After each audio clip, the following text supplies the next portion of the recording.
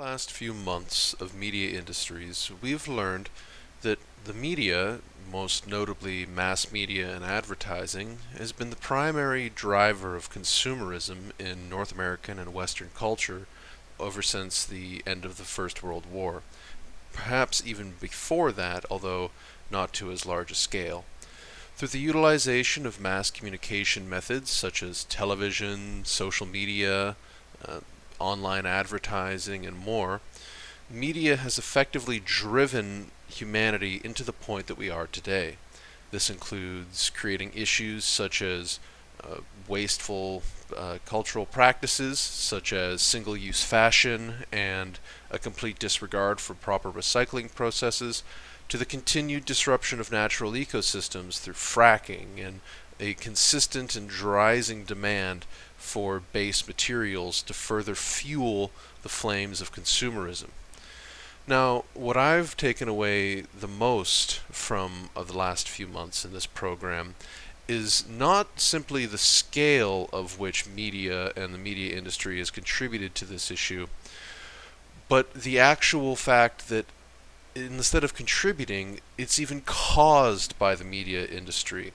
See, the actual demand amongst consumers for the many things that they seek to purchase did not exist in the first place, or if it did, it was something that no one really considered or took too seriously. Media, through the use of advertising and the portrayal of characters in television, such as Keeping Up with the Kardashians, has in effect created a problem where no problem existed before. The Industrial Revolution saw a widespread increase in average purchasing amongst the consumer base, but it wasn't as wasteful as we are today. People would buy a pair of shoes or a pair of pants, but those shoes you would expect to last you years and years, and you wouldn't want to get rid of them. You still took care of your stuff.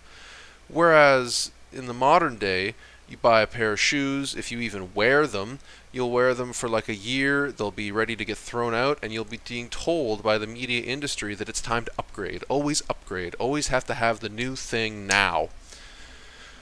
And this has caused incredible problems, as mentioned earlier. The biggest thing I think that Strangelove has taught us about how we can try and resist this, apart from being an aware consumer, which is really one of the bigger ones, you have to know who's making what you're using, who is taking care of the waste that you generate by using it, and what some potential alternatives are that are not quite as damaging, is that one of the main ways we can fight back against this rise of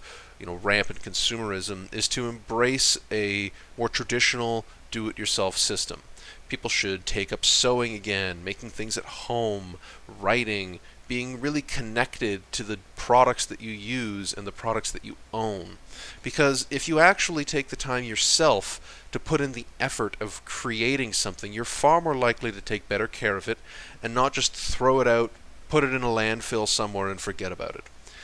Hopefully, as we continue forward, we can start to see that culture become more widespread, because if we don't, as has been touched on repeatedly in class, we face a tremendously dangerous and tumultuous future, which at this point is uncertain if we're going to be able to make it through.